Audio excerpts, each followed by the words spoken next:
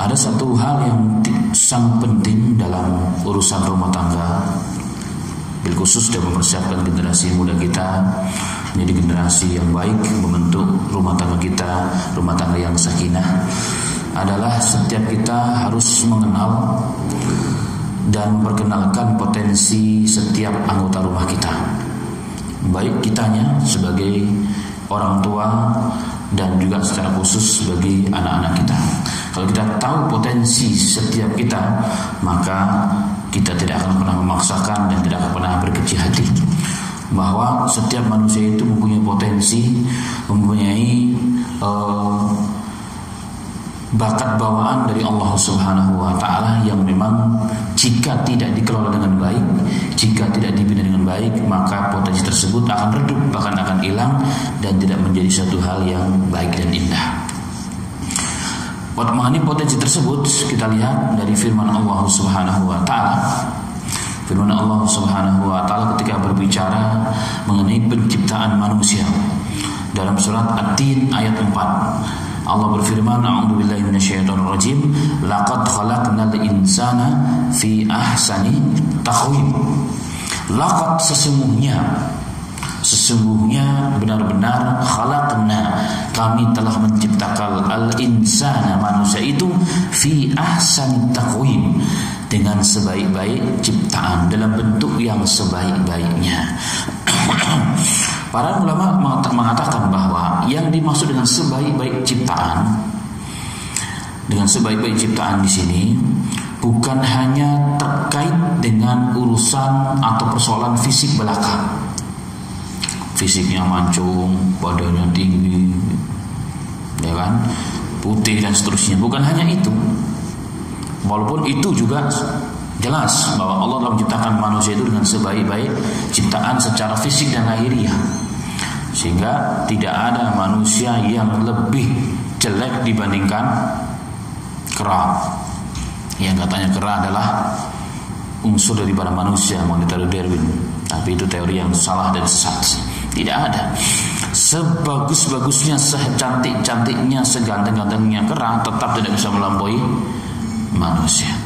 Kenapa? Karena Allah menciptakan manusia dengan sebaik-baik ciptaan Allah secara fisik, dan Allah letakkan setiap anggota tubuh manusia sesuai pada tempatnya masing-masing, sehingga sangat begitu indah.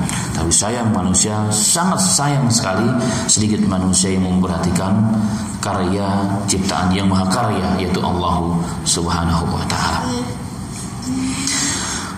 Nah, berbicara mengenai potensi manusia, kemampuan manusia, maka bukan hanya fisik secara lahiriah yang disiapkan, yang dibentuk oleh Allah dengan sebaik-baiknya, tetapi juga meliputi seluruh potensi yang Allah berikan, baik secara lahir ataupun batin, dohir ataupun yang tidak nampak secara maknawinya. Maka manusia pun diberikan kemampuan, keistimewaan untuk meraih segala hal yang bisa meningkatkan derajatnya, baik di dunia dan juga di akhiratnya Allah Subhanahu wa Ta'ala. Karena itulah potensi ini yang diberikan oleh Allah ini pun telah diisyaratkan. Makanya karena manusia punya potensi, punya kemampuan secara maknawinya, bekal hidup yang Allah berikan pada manusia, sehingga Allah berfirman, la yukallifullahu nafsan illa wus'aha. Allah tidak pernah memberikan beban kepada manusia kecuali atau melainkan sesuai dengan kemampuan manusia itu sendiri, sesuai dengan potensinya, sesuai dengan kemampuannya. Maka jika salah seorang di antara kita, kaum muslimin, mukminin, diberikan buah hati, anak yang kita tunggu-tunggu, yang mempunyai kebutuhan khusus, maka sesungguhnya itu bukanlah aib. Maka itu bukanlah aib, bukanlah perkara yang harus ditutupi, apalagi disesali, apalagi sampai ditiadakan dari muka bumi ini. Tidak bisa, tidak. Kenapa? Karena setiap manusia itu lahir diberikan kekurangan, tetapi juga Allah berikan potensi kelebihan masing-masing yang tidak ada pada orang lain, dan itu kita harus ingat.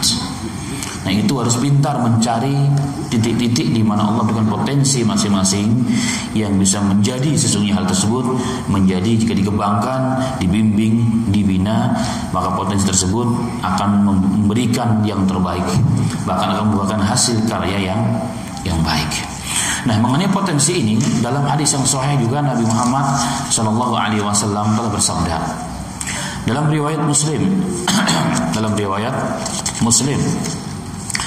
riwayat Bukhari juga Shallallahu Alaihi Wasallam pernah bersabda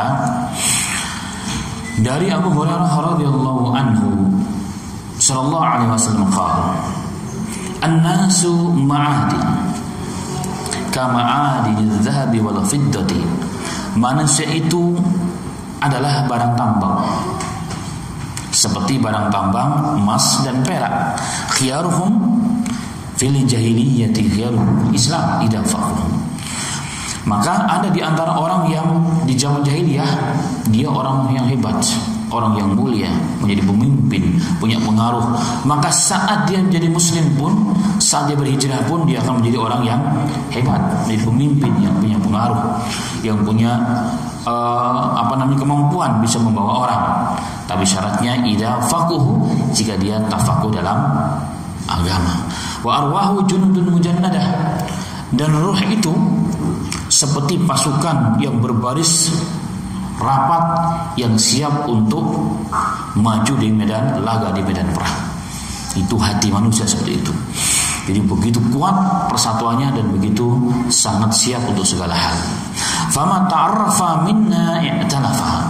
Jika ruh-ruh itu saling mengenal, saling ada kecocokan, serasi, satu visi dan misi, maka mereka akan semakin kuat, semakin dekat. Wa ma tanakara minna ikhtalafa. Dan jika ruh tersebut tidak saling mengenal, tidak sesuai dengan visi dan misinya, maka akan terjadi ikhtilaf dan semakin jauh dan semakin jauh. Ini hadis riwayat Muslim. Ada teks dari riwayat Imam Bukhari, tajiduna nasa ma'adin. Kamu mendapatkan manusia itu adalah barang tambang. Dalam bahasa Arab, dalam balaghah, kalimat an-nasu ma'adin ini namanya tasbih. Ini mengumpamakan, memiripkan bahwa betul-betul manusia itu barang tambang. Bisa saya katakan, seperti saya katakan, anta kasamsi, kamu seperti matahari. Jadi Anda seperti matahari, ada sifat pada diri Anda seperti matahari, contohnya menerangi, tanpa pamrih, contoh. Tapi kalau saya katakan anta samsun, engkau adalah matahari, itu lebih hebat lagi. Jadi betul-betul sama persis kekuatan yang ditasbih itu antara matahari dengan manusia itu sendiri. Nah, di sini juga sama, Rasulullah tidak mengatakan manusia seperti barang tambang, tapi manusia itu barang tambang, jadi persis. Nah, inilah nilai dan hikmah pelajaran penting terkait yang kita bahas mengenai potensi manusia dan anak-anak kita. Jadi manusia itu persis seperti barang tambang. Makanya Al-Imam Ibnu Hajar Asqalani dalam Fathul Bari beliau mengatakan usulul mukhtalifah, sebagaimana barang tambang dia bermacam-macam. Ada yang murah, ada yang mahal, ada yang sedang, dan seterusnya. Maka minha, beliau mengatakan barang tambang ada yang nafisan, ada yang harganya mahal, ada yang khasisan, ada juga yang rendah. Manusia juga sama, bertingkat-tingkat. Seperti hanya barang tambang emas dan perak. Jadi manusia itu seperti barang tambang dan perak, hanya dua yang dicontoh Rasulullah. Kalau enggak perak, ya emas. Dan inilah dua barang tambang yang kemudian menjadi standar bahkan perekonomian manusia di zaman dahulu kala. Dan insyaallah masa depan umat Islam juga kembali kepada dua hal ini. Kemudian apa hikmahnya Nabi Muhammad SAW memberikan perumpamaan bahwa manusia itu seperti barang tambang. Di sini Rasulullah ingin menitik beratkan kepada bahwa manusia itu punya potensi sebenarnya. Sama persis. Punya potensi sebagaimana barang tambang, perkara yang sangat mahal. Nah, kita harus paham itu, maka setiap kita harus mengerti potensi apa, bakat apa, arah mana kira-kira diri kita dan anak-anak kita, kemana kecenderungannya, sehingga kita harus tahu dari awal. Sehingga kalau kita tahu kemana kecenderungan anak ini, kita bisa mengarahkan dengan baik, tidak perlu dipaksakan. Sehingga ibarat kayu kalau sudah bengkok, sudah jangan dipatahin, sudah jangan dipatahin. Oh, si fulan ini cocoknya ini, maka dia bisa diarahkan.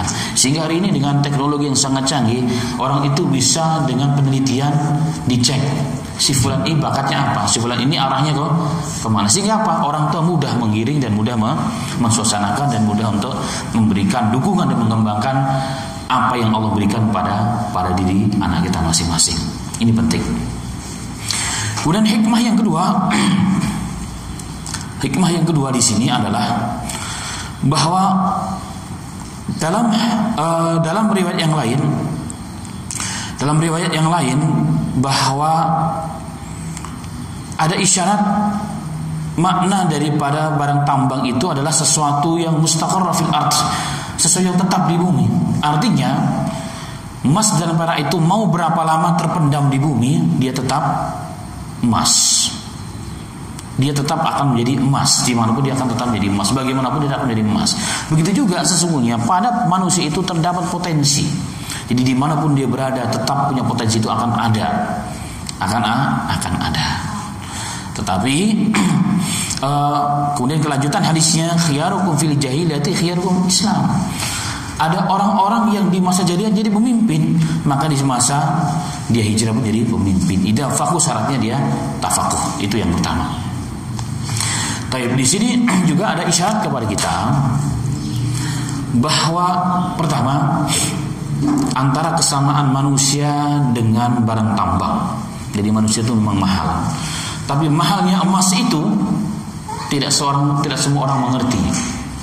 Tidak semua orang paham. Hanya orang-orang yang mengerti. Banyak orang-orang di hutan belantara di Kalimantan sana nggak paham kalau ternyata di bawah tanahnya itu adalah emas. Padahal masya Allah tebang kayunya isinya emas semuanya. Sehingga mereka tidak melihat itu di situ emas. Nah ini kesalahan kita. Ini kesalahan orang tua hari ini tidak melihat anak kita ini barang tambang emas. Sehingga kita bingung mengelolanya. Orang tidak paham. Kalau kita tidak mengerti ini adalah barang tambang emas, kita tidak akan jaga, kita tidak akan kelola dan kita tidak akan mengembangkan. Ini masalah besar. Bagaimana kita akan menjadi orang? Kalau kita nggak ngerti kalau anak kita adalah barang tambang emas, dia perak ataupun emas. Kalau sudah tahu maka kita akan pageri. Oh ini wilayah saya ini, saya harus jaga betul. Kalaupun saya belum bisa ngambil, saya akan jaga. Jangan sampai terpengaruh dengan hal yang lain sehingga tidak rusak. Kalau kita ingin menjadikan anak kita sebagai hafizul Quran, orang yang alim, jangan dikenalkan hal-hal yang akan merusak. Ini maksudnya. Kita harus kenal betul potensi anak kita. Ini penting. Mumpung belum terlambat, harus kita jaga betul sebagaimana emas tadi itu. Kalau kita nggak tahu itu masalah. Berarti kita menyia-nyiakan apa yang diberikan oleh Allah melalui anak kita. Itu yang pertama.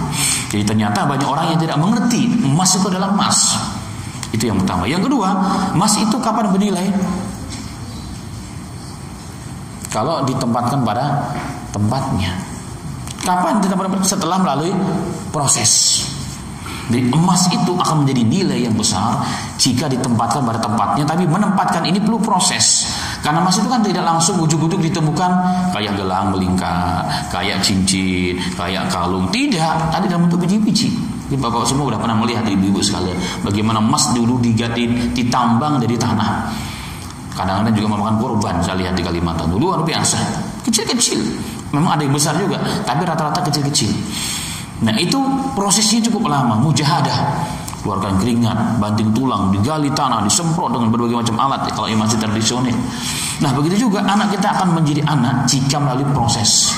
Proses itu dinamakan tarbiyah dan pendidikan.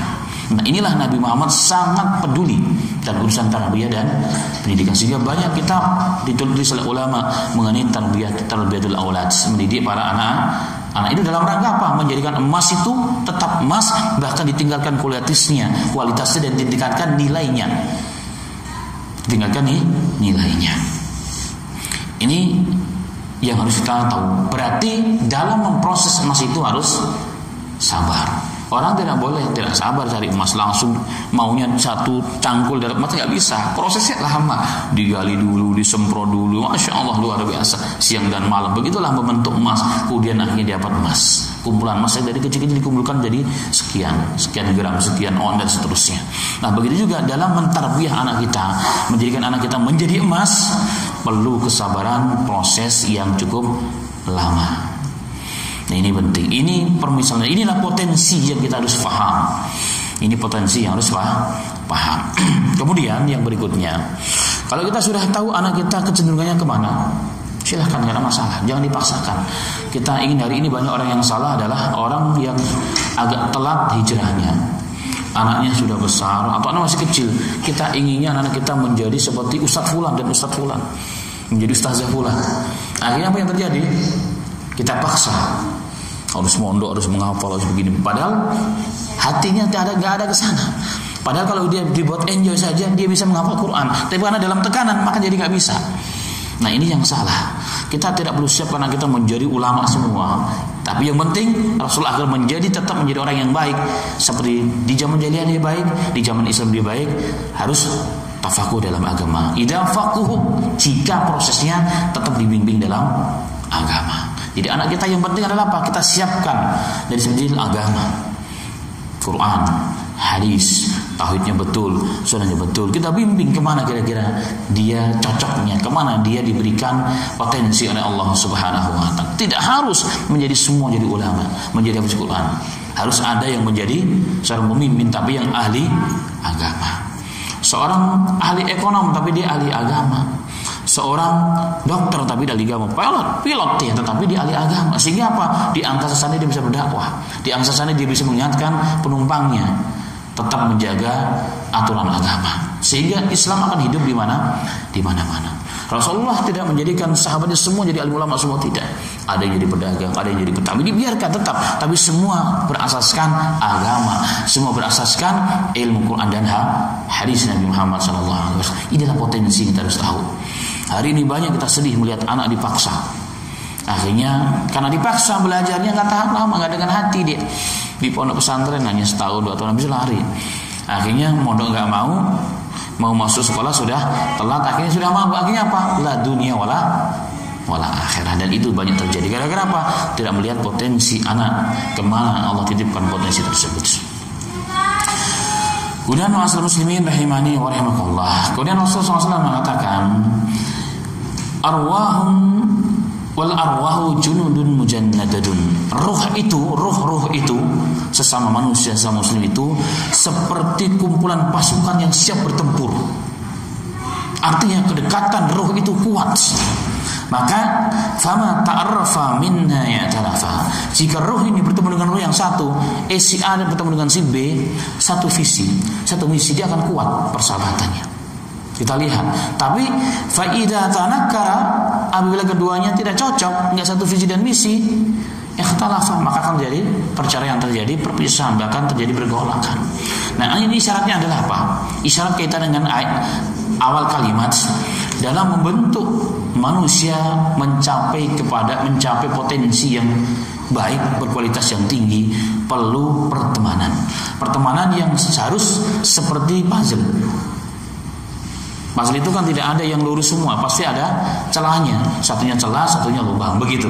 Supaya pas saling menguatkan, saling mengisi sehingga menjadi kuat. Nah, dalam memproses anak kita, didik kita, anak-anak kita menjadi manusia terbaik juga demikian. Dijadikan teman yang seperti puzzle, saling memberi dan saling menerima, saling mengisi kekurangan. Enggak yang sama-sama lurus, yang sama-sama kaku, akan berantakan semua. Berarti apa? Dalam membentuk anak-anak kita perlu adanya teman dan suasana yang kondusif. Tanpa itu enggak akan bisa terbentuk. Kondusif ini banyak maknanya. Teman, rumah kita dikondusifkan. Jadi betul-betul kita ingin anak kita jadi soleha, tapi anak kita nggak isi rumah kita dengan sesuatu yang memudahkan dia jadi anak soleh. Tapi semuanya serba justru bertolak belakang, nggak bisa. Jadi kalau anak kita ingin jadi hafiz Quran, satu contoh di rumah berarti apa isinya? TV silahkan, tapi TV-nya tilawatul Quran. Ya kan? Kemudian komputer isinya tilawatul Quran. Kita pergi ke mobil pun isinya tilawatul Quran. Jadi itu yang didengar 24 jam. Itu namanya memberikan suasana, memberikan teman. Sehingga ruh anak kita semakin kuat, semakin termotivasi dia. Jangan dibalik. Jangan kita egois. Kita ingin anak kita menjadi orang yang baik, orang yang soleh, tapi kita nggak membantu, nggak memberikan support, nggak memberikan sarana, nggak memberikan sosialisasi, nggak menguatkan memberikan suasana yang baik untuk menguatkan, memproses menjadi orang yang hebat. Nah, ini hal yang diisyaratkan oleh Nabi Muhammad SAW dalam hadis ini terkait dengan karakter, terkait juga dengan potensi yang diberikan oleh Allah Subhanahu wa taala. Kemudian ma'asyiral muslimin rahimani wa rahimakumullah.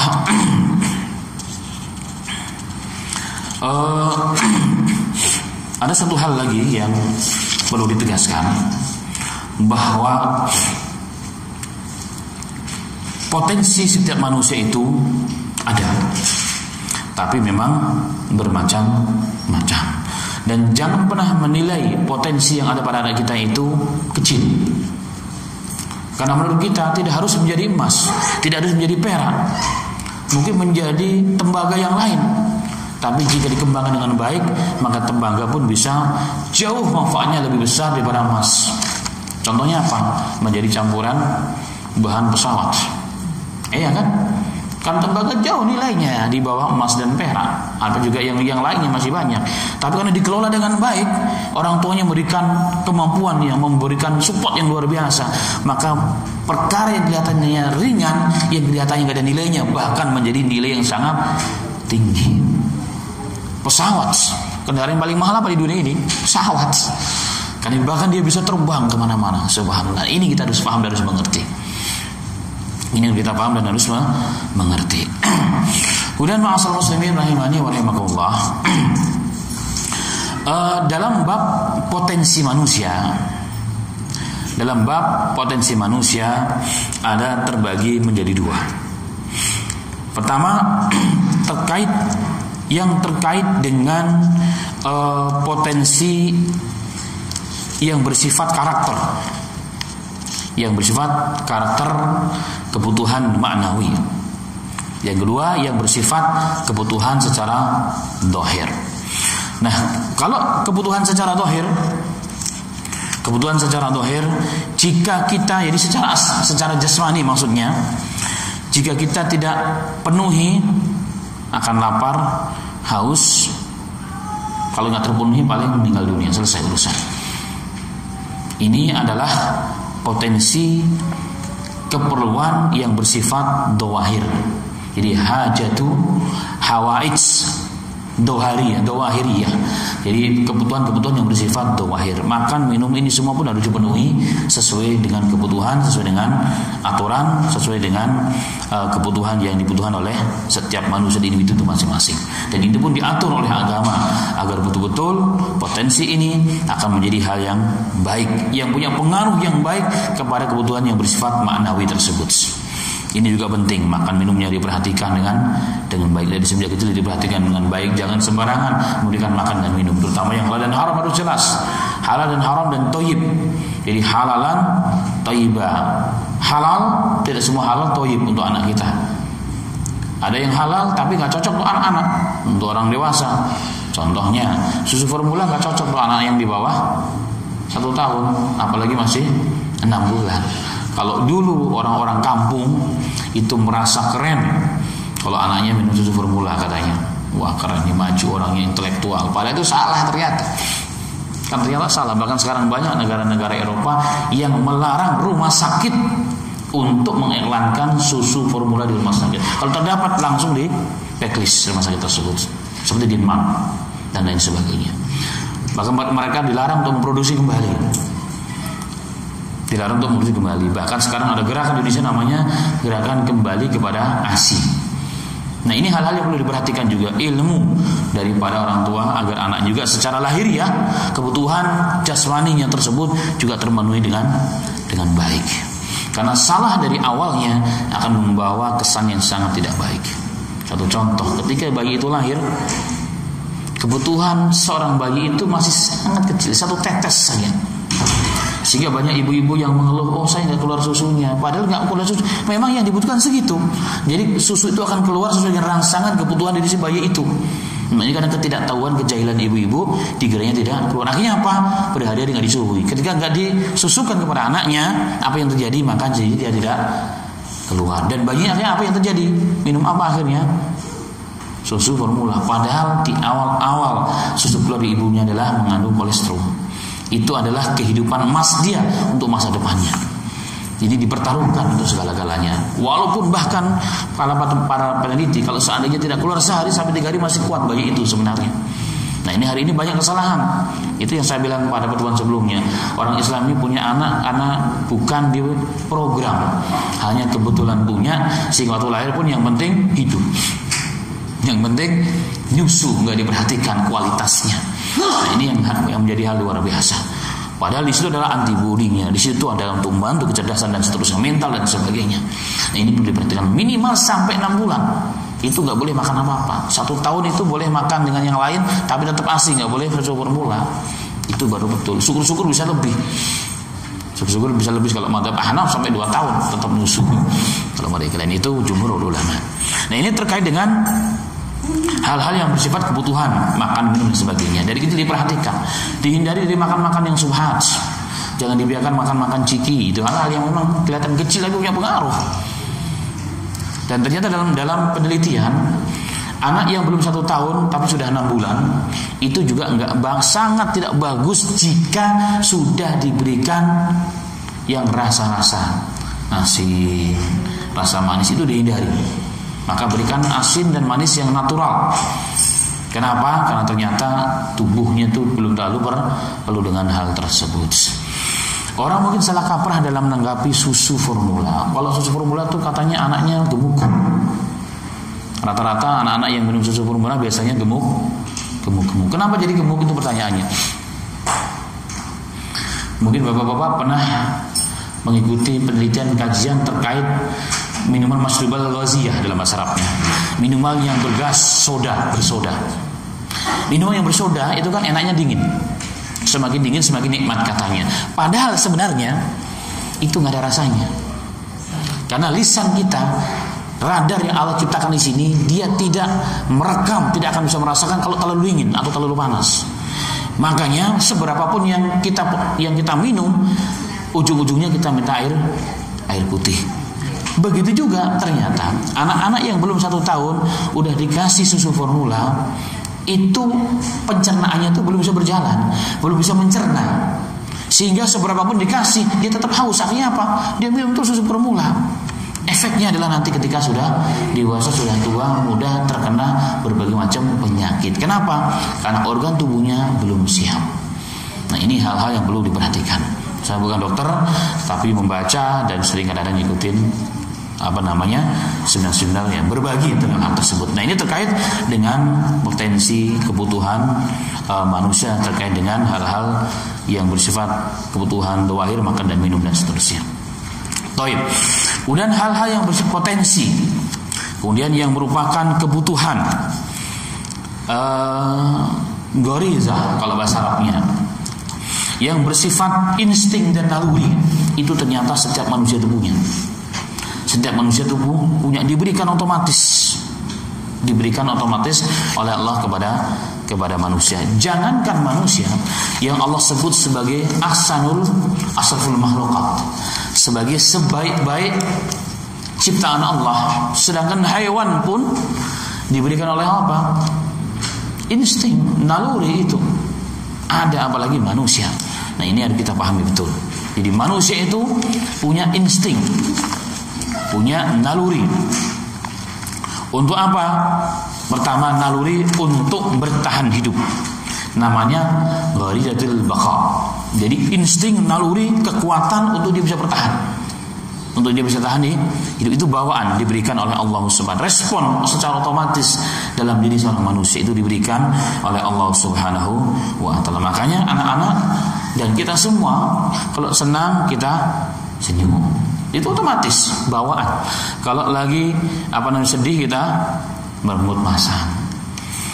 Kalau kita sudah di akhir bulan, tagihan sudah datang, istri sudah minta tambahan untuk keperluan rumah tangga, kita pulang dari kantor nggak bawa uang, maka muka menjadi masam. Itu namanya insting, bawaan naluri yang Allah berikan kepada setiap manusia.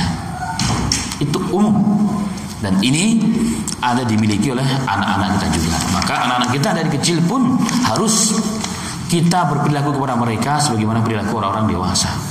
Karena mereka juga sama kayak kita dalam mendidik.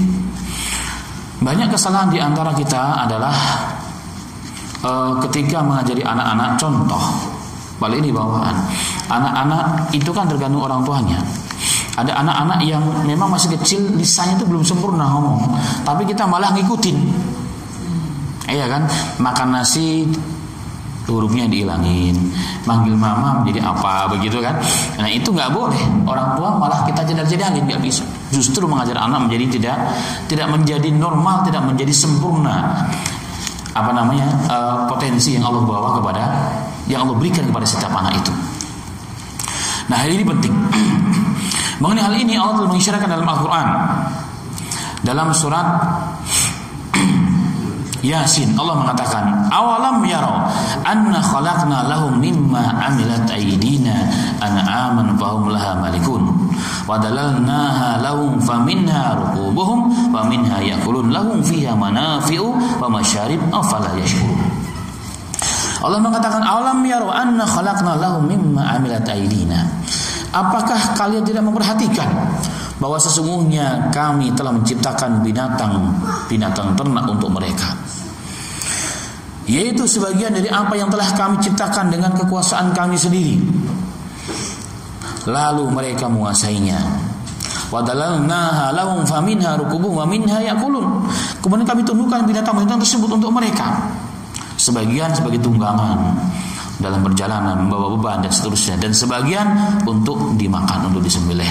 Lahum fiha manafi', kami berikan pada mereka manfaat-manfaat yang besar bagi manusia, wa masyarib, untuk dimakan dan untuk diminum.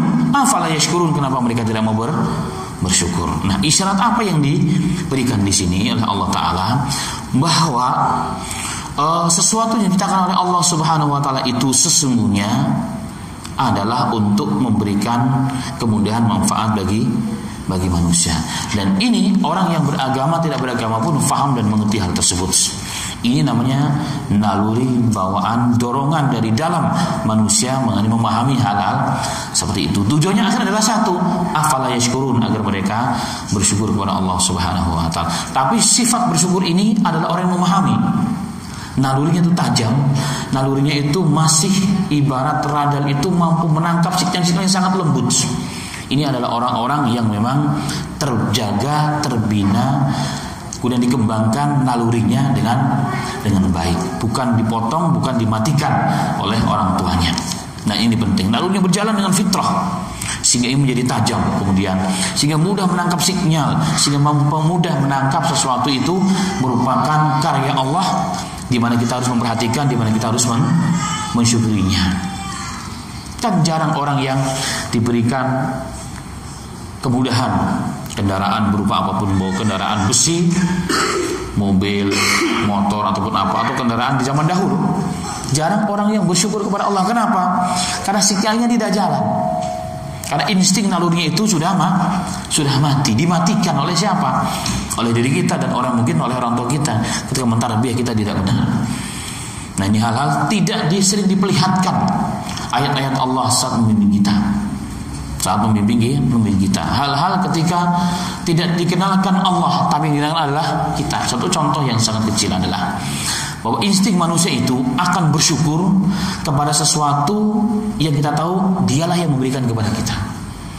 Maka biasakanlah orang tua itu ketika memberikan hadiah kepada anak, memberikan sesuatu kepada anak itu, sampaikan, wahai anakku, ini rezeki dari Allah, ini hadiah dari Allah untuk kamu melalui bapak.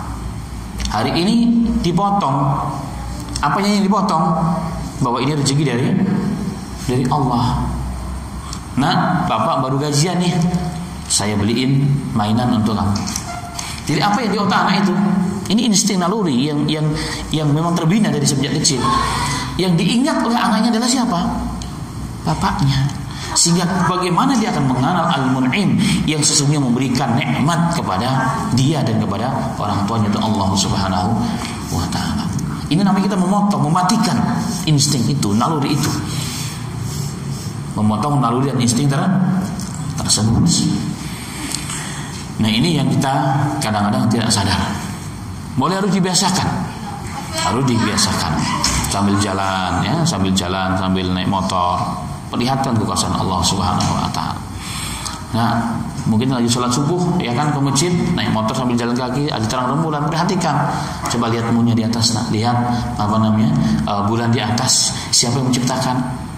Allah. Kenalkan kepada mereka sehingga dia akan bersyukur terus, naluri itu terus akan berkembang, terjaga dan berkembang, sehingga kalau udah begitu mudah untuk melihat sinyal-sinyal dari Allah tentang ayat-ayat Allah, sehingga mudah untuk bersyukur. Maka tujuan Allah menciptakan kendaraan bagi manusia, ternak bagi manusia, ujungnya adalah apa? Afala yashkurun, agar mereka bersyukur kepada Allah. Kalau tidak, ma'asyiral muslimin, kita menjadikan anak-anak kita terhadap kita menjadi Fir'aun kecil. Sehingga apa yang terjadi ketika menghadapi suatu masalah apapun, yang teringat hanya kita, bukan Allah Subhanahu wa taala. Sehingga dia tidak menjadi orang dewasa sampai tua, bahkan seperti itu. Apalagi kalau orang tuanya meninggal, kata Allah, dia nggak jadi dewasa, nggak siap. Kenapa? Karena yang dikenalkan kebesaran bapaknya, kebesaran orang tuanya, tapi bukan Allah. Ibunya masak. Nah, alhamdulillah ini kita makan yuk, Allah berikan rezeki. Lagi makan enak, Bu, tanya siapa yang ngasih rasa enak? Ibu atau Allah? Allah. Sehingga dia bersyukur terus. Subhanallah. Jadi di meja makan pun bisa menambah iman, menterbiah anak kita, menterbiah insting itu tadi. Dan ini yang jarang dilakukan oleh kita, orang umat Islam. Padahal ini dimanapun kita berada adalah media kita untuk menterbiah anak kita. Dimanapun kita berada bisa di meja makan, sambil berjalan, dimanapun kita tunjukkan kepada mereka kuasa Allah Subhanahu wa taala, sehingga kuat dia imannya, kuat nalurinya. Baik, kemudian ma'asyiral muslimin rahimani wa rahimakumullah. Di antara potensi yang Allah siapkan bagi setiap manusia juga adalah potensi akal. Potensi akal, sehingga banyak dalam Al-Quran Allah menerangkan ujung akhir ayat setelah Allah menceritakan tentang kuasa Allah, ayat-ayat Allah, afala taqilun. Apakah kalian tidak mau berpikir? Apakah kalian tidak mau berakal? Nah, ini hal penting. Bahkan Allah juga diri mengatakan, wa anzalna qur'anan arabiyyan la'allakum taqilun. Kami menurunkan Al-Quran berbahasa Arab agar kalian menjadi berakal. Artinya berakal itu apa? Cerdas.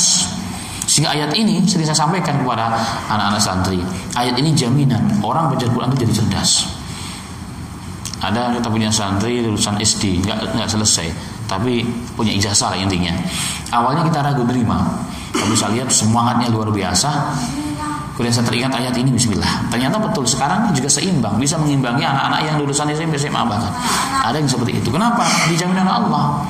Kami turunkan Al-Quran berbahasa Arab agar apa? Kalian jadi cerdas. Artinya orang belajar Quran, belajar agama pasti jadi cerdas. Nah, potensi yang Allah berikan kepada manusia adalah akal. Ternyata Allah gak biarkan, Allah berikan sarana untuk menjadikan akal kita menjadi cerdas. Dibina dengan apa? Dengan adanya agama, dengan adanya Al-Quran. Nah, ini kita penting. Kita harus penting karena akal, kecerdasan itu sangat penting untuk menciptakan generasi muda yang baik, yang hebat, yang tangguh, yang akan bisa mengangkat kembali derajat martabat Islam ini. Cerdas itu penting. Sehingga Imam Syafi'i pun mengatakan syarat untuk belajar ilmu di antaranya apa? Zakat, cerdas. Cerdas itu penting. Kalau nggak cerdas, bagaimana kita bisa paham Quran dan hadis? Bagaimana bisa mengerti siknya-siknya, hikmah-hikmah yang Allah berikan setiap dalam muatan-muatan Quran dan hadis Nabi Muhammad SAW. Nah, ini ternyata sangat penting. Akal ini pun punya kedudukan yang sangat tinggi dalam Islam. Maka sekali lagi Quran dan hadis sering mengangkat urusan akal ini. Urusan akal. Tetapi walau demikian, akal penting dalam Islam. Bahkan dijaga, bahkan dikembangkan, potensinya terus diangkat. Bahkan kalau kita lihat orang-orang pintar dahulu itu orang Islam semua, nggak ada orang yang tidak Islam. Penemu sesuatu yang hebat di dunia sebenarnya orang Islam awalnya dulu. Bahkan yang menemukan matematika siapa? Al-Jabbar. Ahli kedokteran siapa? Ibnu Sina. Dari Kabul, dari Afghanistan, yang bukunya diterjemahkan ke seluruh bahasa tingkat dunia, tapi orang Barat gak mengakui itu. Padahal ada bukunya dalam kantong mereka, 2 jilid, Al-Qanun nama kitabnya itu. Itu menjadi sumber tolak ukur seluruh ilmu kesehatan dunia. Cuma mereka tidak mengakui itu. Siapa yang punya? orang Islam. Kenapa? Karena berakal, cerdas. Inilah orang-orang Islam. Nah, tetapi ingat, ternyata kecerdasan itu bukanlah segalanya. Makanya dalam Sunan Abu Dawud riwayat sahih kepada Ali bin Abi Thalib, beliau mengatakan, "Lau kana dinu birra'yi lakana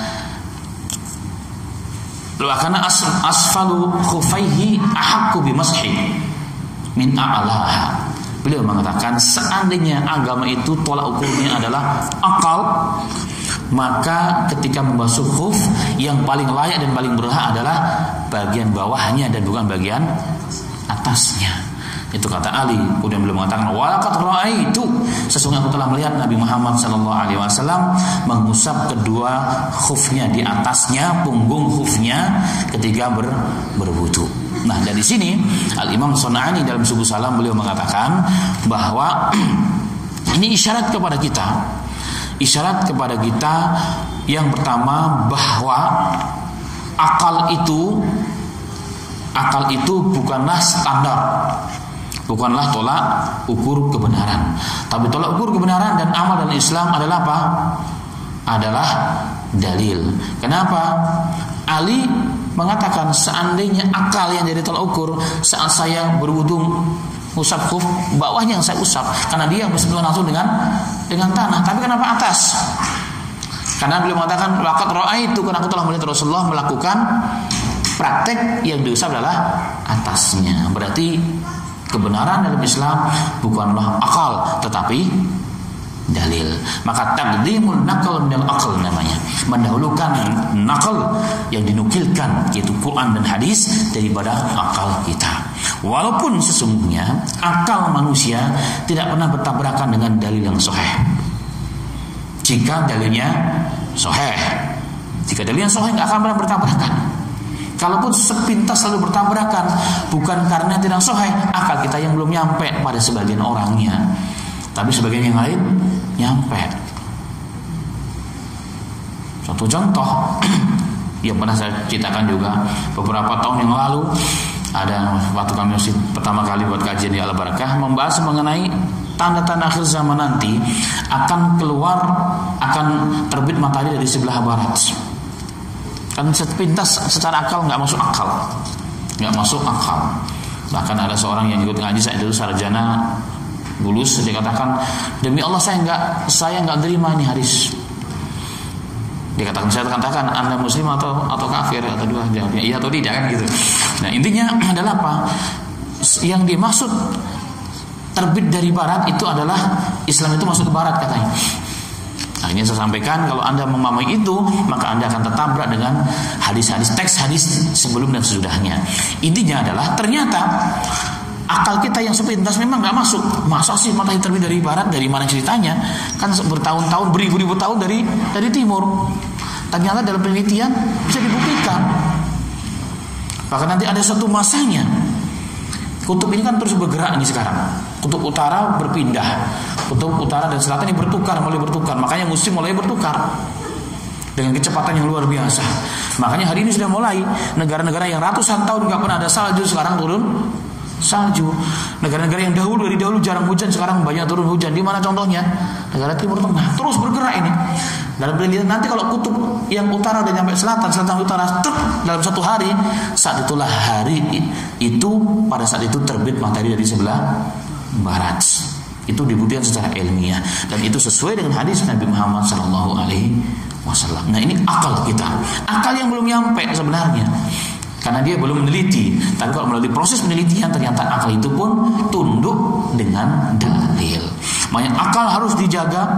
Makanya kenapa tidak boleh minum khamar, demi untuk menjaga akal itu. Tetapi akal bukanlah segalanya. Otak kita bukanlah segalanya. Harus tunduk dan patuh dengan Quran dan hadis Nabi Muhammad SAW. Baik. Kemudian ma'asyiral muslimin rahimani wa rahimakumullah, ada potensi yang juga penting dalam agama itu, yaitu potensi gharizatu tadayyun. Manusia itu ada potensi, ada naluri ingin beragama. Kita harus paham itu. Seluruh manusia diberikan dari semenjak lahir ada potensi keinginan yang lahir dari dalam ingin beragama. Inilah yang memudahkan kita sebenarnya. Makanya dari sisi pakaian saja, orang-orang itu kalau sudah sesungguhnya semua orang tuh ingin berpakaian yang lebih Islami sebenarnya. Cuma kenapa nggak berpakaian lebih Islami?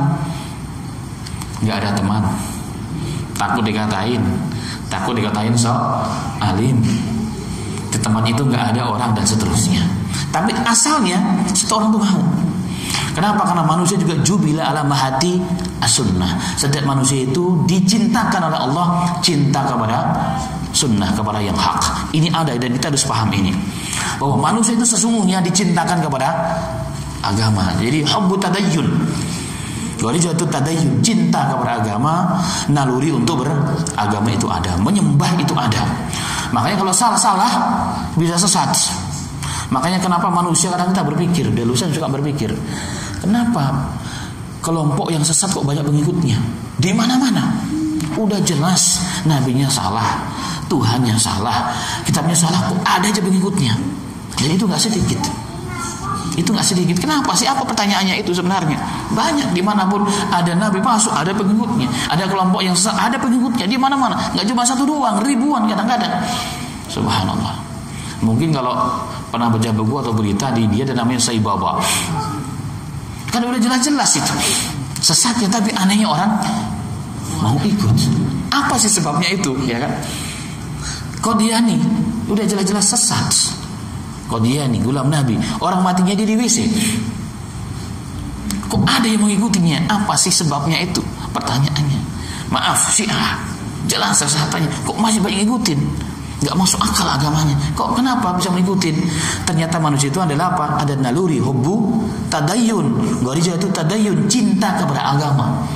Keinginan itu beragama. Makanya ini kalau sampai salah mudah sekali untuk disesatkan. Nah, begitu juga maka kita orang-orang yang dikenal oleh Allah dengan kebaikan, jalan yang benar, sunnah, kita harus lebih ekstra, lebih bersemangat untuk menyebarkan kebaikan tersebut. Dan ini naluri.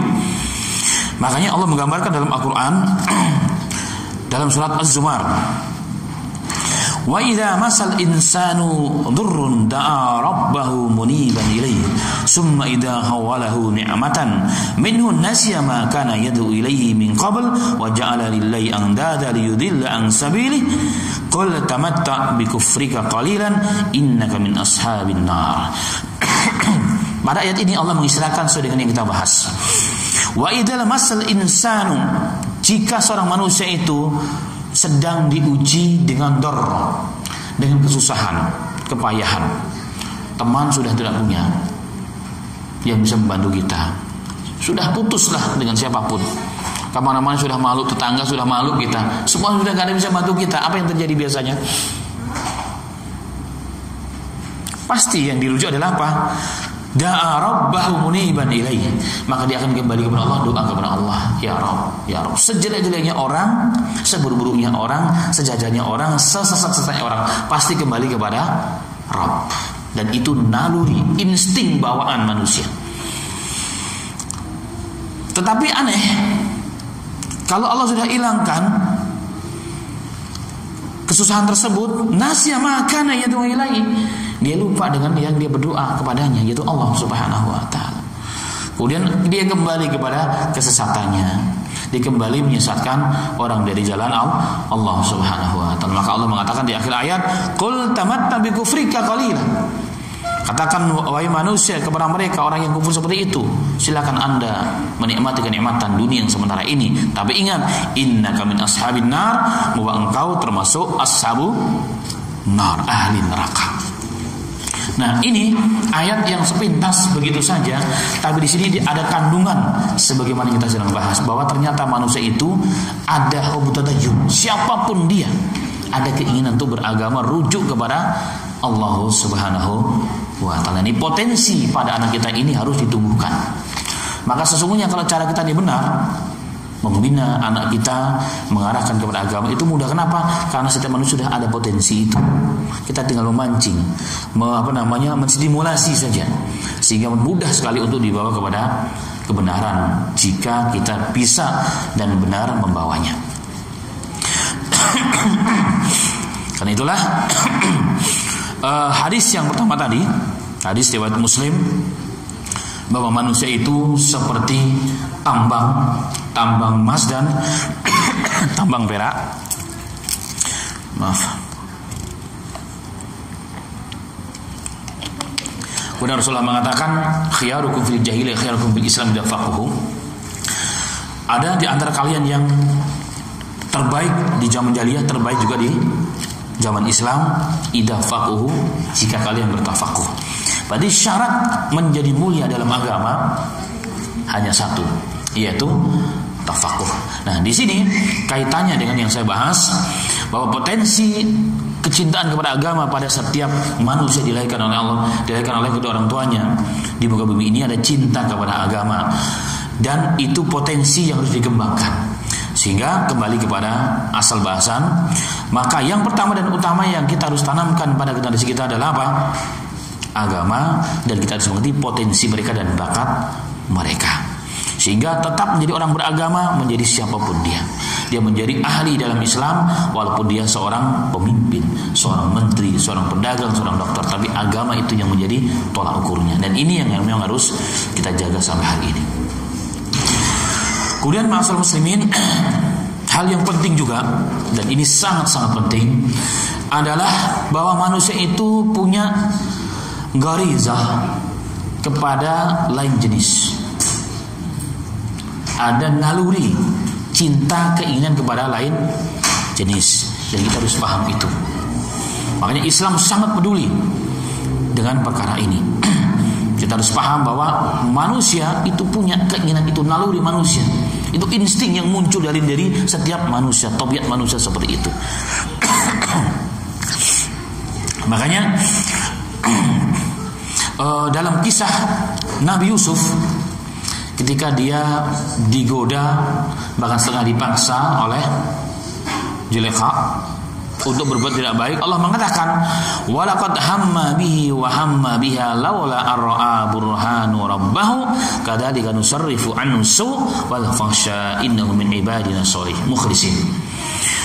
Sesungguhnya wanita itu telah bermaksud melakukan perbuatan yang tidak baik. Wa hamma biha, dan Yusuf pun demikian. Laula arra'a burhanu rabbahu, jika tidak diperlihatkan oleh Allah Subhanahu wa taala tanda-tanda kebesaran Allah yang menjaga Nabi Yusuf, maka dia pun akan melakukan hal yang sama. Kadzalika nusarrifu anhu su', tetapi kamilah yang memalingkan perbuatan yang terbaik tersebut, perbuatan yang yang jelek dan keji. Kenapa? Innahu min ibadina mukhlisin, karena Nabi Yusuf termasuk hamba kami yang ikhlas. Maka orang ikhlas itu dijaga oleh Allah. Ketika mau berbuat yang tidak baik, dialihkan yang tidak baik tersebut kepada perkara yang jadi baik. Dan ini jaminan Al-Quran terhadap orang-orang yang ikhlas. Nah, terkait dengan bahasan, berarti manusia itu setiap manusia. Nabi Yusuf kan masih muda di kisahnya. Kisah kejadian ini kalau kita baca teks suraannya, Nabi Yusuf itu sangat mudah, kok bisa senang dengan orang yang jauh lebih tua. Itu tabiat manusia. Karena melihat sesuatu yang indah, itu akan muncul manusiawinya, itu syahwatnya itu akan muncul. Itu manusiawi sekali. Kemudian aneh juga, ini kan orang tua nih, si Zulaikha ini kan istrinya Al-Aziz, pemimpin satu negara di Mesir, seorang menteri. Kok bisa-bisanya suka dengan anak angkatnya? Kok bisa? Kenapa? Karena tabiat manusia itu suka kepada yang indah-indah, yang tampan-tampan bagi perempuan itu.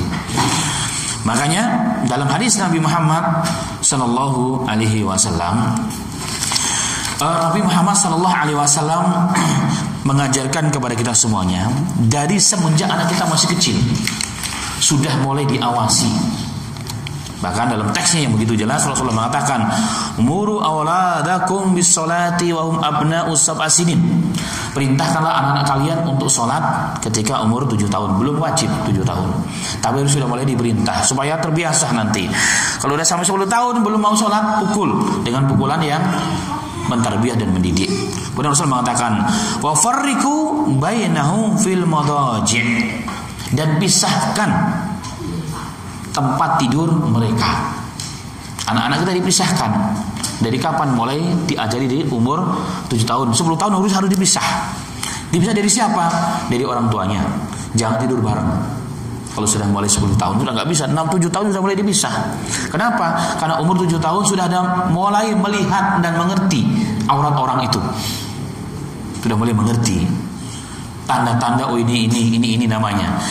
Begitu juga dipisah dengan siapa? Dengan orang tuanya, dipisah dengan saudara dan saudarinya. Jika kita punya anak laki-laki dan perempuan, umur segitu harus dipisah. Laki-laki dengan laki-laki pun harus dipisah. Nggak boleh satu kelambu, nggak boleh satu selimut, minimal pisah ranjang lah minimal. Kalau kita memang rumahnya sempit, dipisah, syukur-syukur bisa disekat. Ini ajaran Nabi Muhammad SAW. Untuk apa tujuannya? Untuk menjaga dari semenjak kecil, agar hal itu tidak cepat muncul dari sebelum waktunya yang benar. Kalau hal itu muncul dari waktu sebelum dia punya sesuatu yang bisa melampiaskan secara benar, ini berbahaya. Apalagi kalau hari ini hidup di era zaman yang serba handphone, media massa ini sangat berbahaya sekali. Sangat berbahaya sekali. Apalagi kalau anak kita diberikan fasilitas handphone yang bisa mengakses internet, dunia luar bisa diakses dalam tidur. Dia berdua dengan adiknya, dengan kakaknya. Berbahaya sekali. Dan tidak sedikit kisah-kisah nyata hari ini terjadi kerusakan rumah tangga gara-gara orang tua tidak peduli. Masih kecil ini masa sih itu bikin kita. Anak sekarang itu dikarbit, makanya sudah beda. Kemudian media masanya sudah berbeda, dan ini sangat-sangat berbahaya sekali. Ini sangat berbahaya, dan itu Islam. Agar apa? Agar menjaga anak kita terhindar dari perbuatan-perbuatan tersebut. Kemudian juga termasuk kenapa dalam Islam itu dilarang berikhtilat. Ikhtilat pakai kok, ikhtilat kha depannya. Bercampur baur laki-laki dan perempuan itu nggak diperbolehkan. Untuk menjaga apa? Menjaga di gorizah tadi, kecintaan dan kesukaan kepada lain. Jadi akan bisa merusak segala hal. Yang akan bisa merusak segala larangan itu dalam Quran jelas. Di antara ayatnya adalah fa idza sa'altumuhunna mata'an fas'aluhunna min wara'il hijab dzalikum adharu liqulubikum wa qulubihim. Allah mengatakan, apabila kalian meminta sesuatu keperluan kepada mereka istri-istri Nabi, maka mintalah dari belakang atau dari tabir. Cara demikian itu lebih suci bagi kalian, bagi hati-hati kalian dan bagi hati-hati istri-istri Nabi Muhammad SAW. Istri-istri Nabi disebut apa? Ummahatul mukminin, ibu orang mukmin. Tetapi kalau sahabat datang yang minta sesuatu keperluan, kata Allah, minta nggak boleh langsung, harus di belakang hijab, diseter. Ini untuk menjaga apa? Menjaga hati para sahabat, hati kaum mukminin. Jadi istri-istri Nabi Muhammad SAW itu adalah dalil yang paling kuat. Kalau istri Nabi saja kita nggak boleh melihat langsung. Istri Nabi kita kan nggak mungkin, kita umatnya ya kan, sahabat nggak mungkin lah berbuat seperti itu. Tapi mimbabi satu darai, menutup kemungkinan muncul bab yang sedang kita bahas ini. Makanya sampai istri Nabi pun kalau mau diminta sesuatu, minta di belakang hijab. Subhanallah, sallallahu alaihi wasallam. Aisyah radhiyallahu anha, apalagi belum masih muda sekali, dan lain, dan Sofiyah dan seterusnya. Ini dalil yang paling kuat. Apalagi saya dan antum, istri saya dan istri antum, lebih ketat lagi harusnya. Allah musta'an, la haula wala quwwata illa billahil aliyil azim. Kemudian dalam hadis yang lain riwayat Abu Dawud dari Ummu Salamah radhiyallahu anha qalat, kana Rasulullah sallallahu alaihi wasallam idza sallama qama nisa'u hina yaqdi taslimahu wa makatha yasiran qabla an yaquma. Qala Ibnu Shihab fa ura wallahi a'lamu anna maqtuhu likay yanfudu nisa'u qabla an yudrikunna min sarfi min al-qaum.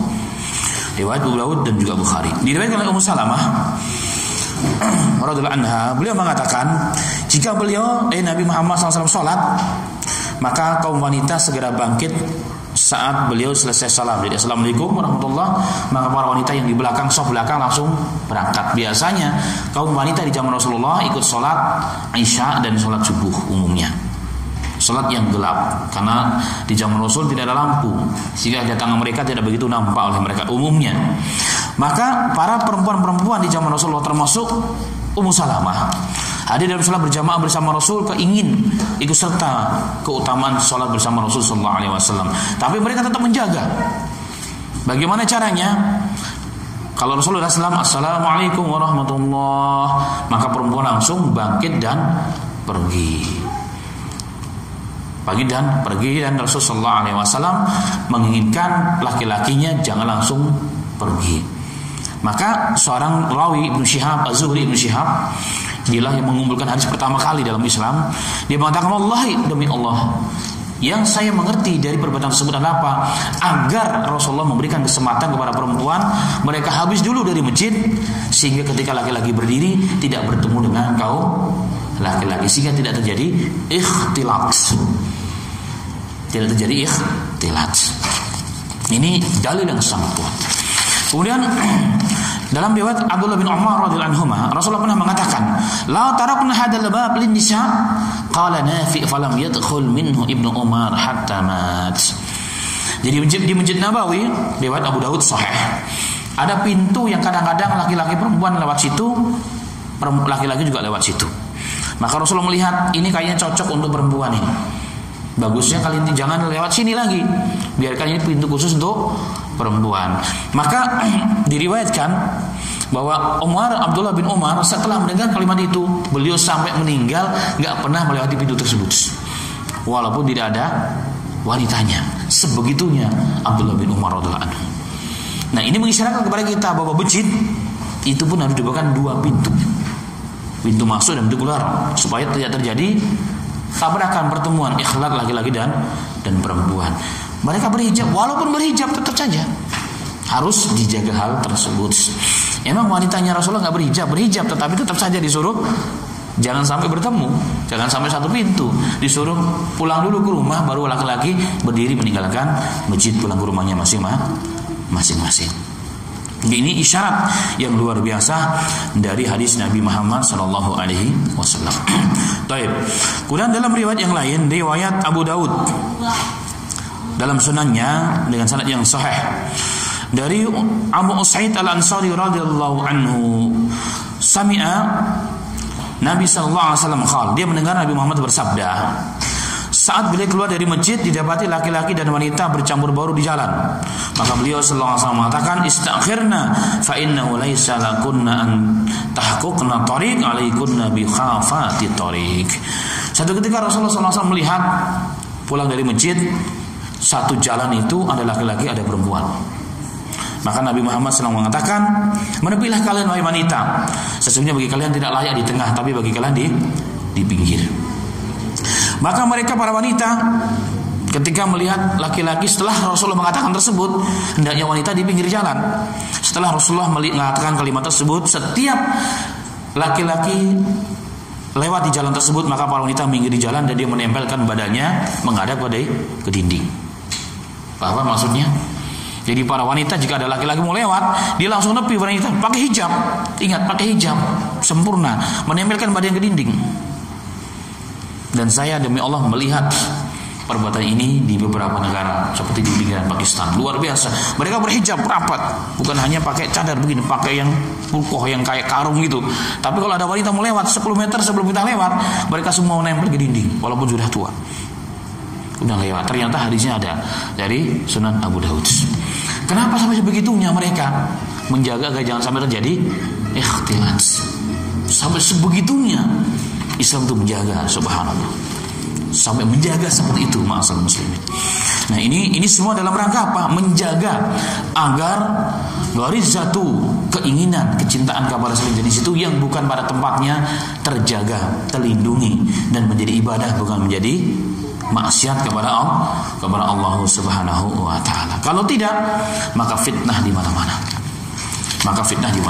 Jangan merasa antuna pakai cadar kemudian bebas berbicara dengan laki-laki, enggak bisa. Tetap harus dijaga. Justru laki-laki itu semakin penasaran kalau melihat perempuan terhijab sebenarnya. Hari ini ada orang yang merasa aman, sudah hanya dia ngomong sembarang ke sana kemari, kemana-mana sendiri, kurang bagus bagi perempuan walaupun dia berhijab. Kenapa akan terjadi ikhtilat dengan kanan kirinya? Dan bahaya ikhtilat ini luar biasa, bisa menghancurkan rumah tangga yang sudah kokoh, Diceritakan di negara Saudi ada dua keluarga yang dua-duanya ada pertemanan. Yang satunya suaminya ternyata berteman dengan seorang wanita yang sudah juga punya pasangan hidup, dan mereka terjalin baik hubungan. Karena saking baiknya sehingga mereka saling bertemu di rumah, masing-masing berkumpul, kadang bercanda, ngobrol sama kemari, sehingga lama-kelamaan tidak ada lagi hijab. Jadi betul-betul seperti saudara. Apa yang terjadi kemudian hari? Dua-duanya nggak ada saling curiga, tapi kemudian syaitan itu masuk, dan syaitan nampakkan bahwa rumput tetangga itu lebih enak dan lebih hijau biasanya, kan begitu. Nampaklah kebaikan-kebaikan lawan pasangannya, dan dinampakkanlah kejelekan-kejelekan pasangan yang masing-masing. Apa yang terjadi akhirnya? Yang laki-laki yang ini suka dengan yang perempuan, yang perempuan yang di sini suka dengan laki-laki yang perempuan yang di sini. Akhirnya apa? Mulai terjadi hubungan di luar itu semuanya. Akhirnya apa yang terjadi kemudian hari? Kemudian cerailah pasangan masing-masing, dan mereka berdua pun yang sudah cerai pun nggak bisa juga nikah. Dan ini terjadi maksud muslim. Ini hati-hati. Jadi sering ngumpul bawa keluarga, ngobrol-ngobrol kemari sana kemari tanpa ada hijab, ini juga berbahaya. Sangat-sangat berbahaya. Ini bersama-sama mungkin kan di mana begitu, ini juga berbahaya, harus dijaga betul. Bukan kita sok menjaga, enggak, harus menjaga kehormatan, menjaga anak-anak kita, putri-putri kita. Agar apa? Hal-hal yang seperti ini tidak terjadi. Karena inilah Islam sesungguhnya. Kenapa kita disuruh menundukkan pandangan? Ada satu riwayat Aisyah radhiyallahu anha di rumahnya. Datanglah Abdullah bin Umi Maktum. Kan dia buta. Dia buta. Rasul mengatakan, ihtajabi minha, ihtajabi minhum. Wahai Aisyah, kamu berhijablah darinya. Aisyah bertanya, ya Rasulullah, kan dia buta ya Rasul, mana dia bisa melihat aku? Iya, dia buta, nggak bisa lihat kamu, tapi kamu kan lihat dia. Jadi di sini adalah apa pelajarannya? Orang buta memang nggak melihat wanita, tapi wanita melihat laki-laki. Jadi yang tidak boleh melihat itu bukan hanya laki-laki melihat wanita, tapi juga nggak boleh wanita melihat laki-laki. Ini yang kadang-kadang kita sering kecampur aduk. Sama saja, karena naluri itu, gorizah, cinta kepada selain jenis itu ada pada keduanya. Bahkan sesungguhnya mereka itu lebih besar dalam hadis. Cuma Allah jaga mereka dengan rasa malu yang kuat pada diri mereka, sehingga terjagalah itu. Terjagalah hal tersebut. Kemudian ada satu lagi yang perlu dijaga dalam bab ini adalah apa? Terhadap persaudaraan, terutama terhadap ipar. Rasulullah ditanya bagaimana ipar? Al-hammu al-maut, kata Rasulullah. Hammu itu al-maut, kematian. Al-hammu itu adalah kematian. Nah, orang Melayu secara umumnya menganggap saudara ipar seperti keluarga sendiri, seperti pasangan kita. Jadi bebas mau ngapa-ngapain. Kata Rasulullah itu adalah kematian. Subhanallah. Diceritakan juga, mungkin antum sudah pernah dengar banyak hal kisah ini diceritakan, di mana ada sepasang, ini kisahnya di Yordania beberapa tahun yang lampau sebenarnya. Saya mendapat kisah dari seorang syekh. Jadi di sana ada hiduplah sepasang suami istri masih muda, di mana hidup bersama mereka juga, tinggal bersama mereka ipar dari laki-laki, saudara laki-laki. Saudara laki-laki tersebut hidup bertahun-tahun, sehingga semuanya mereka betul-betul seperti keluarga yang sangat sangat dekat, nggak ada rasa apa-apa. Suatu ketika, qadarullah, si suami ini mendapat pekerjaan luar daerah. Ketika sampai di airport, ternyata paspornya atau tiketnya ketinggalan. Langsung dia pulang tanpa memberitahu istrinya terlebih dahulu di rumah. Ketika dia masuk ke dalam rumah, dia salam, kok nggak ada orang, kok nggak buka pintunya. Dia masuk mau ke kamar, terdengar suara dari kamar. Sedang melakukan sesuatu yang dilarang oleh Allah Ta'ala, keji dan mungkar. Maka suami langsung mendobrak, dia ambil senjata langsung ditembak. Duar! Yang ditembak meninggallah si adiknya itu sendiri. Adiknya itu meninggal. Subhanallah, meninggal dunia seketika itu. Kenapa terjadi seperti ini? Karena tidak ada hijab. Maka bahaya ma'asal muslimin. Masa sih kakak iparnya sendiri? Setan nih, nggak pandang bulu dia nggak pandang bulu. Oh ini ipar jangan diganggu deh. Oh ini ustadznya. Oh nggak ada. Dia mencari celah sedapat mungkin. Dan ini harus hati-hati. Itu mencari celah sedapat mungkin. Ini luar biasa. Di Saudi juga terjadi. Di mana-mana terjadi. Di Indonesia lebih banyak lagi, cuma nggak diceritakan, nggak dipublikasikan sebenarnya. Di negara-negara Arab, suhan juga banyak terjadi. Ada orang yang qadarullah karena satu sakit masuk rumah sakit. Rumah sakit bertahun-tahun. Si laki-laki tersebut bertahun-tahun, dan satu ketika anak dan istrinya menengok laki-laki tersebut di rumah sakit. Ini kisah singkatnya saja. Kemudian setelah dia pergi, dokternya heran. Nampak dari mukanya itu heran-heran. Kok bisa nih? Ditanya, ini anak siapa yang tadi itu? Itu anak saya. Oh anak saya, anak kamu. Setelah istrinya pergi dengan anaknya, dikatakan, saya mohon maaf sebelumnya, saya ingin bertanya kepada Anda. Itu betul anak Anda? Iya, itu anak saya. Masa sih? Iya. Itu anak saya lahir dari sebelum saya masuk rumah sakit. Masa? Iya. Mohon maaf Pak, dalam pendidikan kami, Bapak ini nggak punya bibit. Dalam pendidikan kami ini Bapak itu nggak punya bibit. Lah kok bisa punya anak, dari mana ceritanya? Ditanya, emang yang tinggal dengan kamu siapa lagi? Adik saya. Udah ketahuan. Jadi setelahnya ternyata bertahun-tahun. Jadi adiknya ternyata dia memang kuliah di situ, daripada dia ngekos tinggal di dekat di dekat universitas terlalu mahal. Udah tinggal saja dengan kami. Ternyata itu yang terjadi, ma'asyiral muslimin. Selama bertahun-tahun sudah jadi anaknya sudah besar, nggak ketahuan oleh seorang dokter karena dokter meneliti qadar Allah. Dan ini terjadi. Ini ikhtilat, makanya Islam sangat menjaga. Makanya hanya dengan Islamlah nasl kita ini terjaga, keturunan kita ini terjaga, sanadnya jelas, itunya jelas. Islam sangat menjaga hal tersebut. Makanya kenapa dilarang? Allah mengatakan la taqrabu zina innahu fahisyatan wa sa'at sabila. Karena perbuatan fahisyah, keji dan sejelek-jelek jalan. Jadi mendekati pun tidak boleh, apalagi berbuat. Maka hal-hal yang bisa mengarah ke sana itu di-cut seperti satu daraib. Dan ini penting, itu harus kita mulai ajarkan di rumah tangga kita. Jangan biasakan kita membuka baju dilihat oleh anak kita. Mungkin melihat kita nggak ada masalah, tetapi ini harus dijaga. Takutnya anak kita jadi terbiasa. Ya kalau kita tidur, makanya kenapa dalam Quran kalau anak-anak kita mau masuk ke kamar kita, ba'da isya dan ba'da duhur harus permisi. Takutnya kita sedang sedang tidak siap untuk menerima anak-anak kita, supaya mereka tidak melihat hal-hal yang tidak perlu dilihat sebelum waktunya.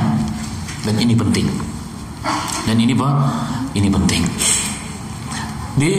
Saya mendapat cerita dari teman saya di Malaysia beberapa tahun yang lalu sebenarnya. Jadi anak kecil itu melakukan sesuatu perbuatan yang di luar kemampuannya, di luar batas dan sebelum waktunya. Kenapa? Di sekolah. Mohon maaf, kalau bahasa kita ini memperkosa temannya di sekolah. Padahal dia juga ngerti itu perbuatan apa sebenarnya. Kenapa ceritanya? Orang tuanya tidak menjaga. Ini berbahaya, ma'asyiral muslimin. Hati-hati. Jadi hati-hati. Anak nggak pernah paham, nggak pernah mengerti. Nah ini mereka belum sampai otaknya, nalarnya belum sampai, tapi goriza itu ada. Dan ini harus dijaga betul. Maka dalam Islam sangat diatur hal-hal yang seperti ini. Ini semua dalam rangka apa? Membina anak kita, menjaga kita agar potensi itu ada tetapi ditempatkan pada tempatnya, tidak berlebihan. Semoga Allah berikan taufik kepada kita semuanya untuk bisa menjaga hal-hal yang memang telah Allah berikan, sehingga menjadi hal yang menjadi baik, menjadi berkualitas jika ditempatkan pada tempatnya.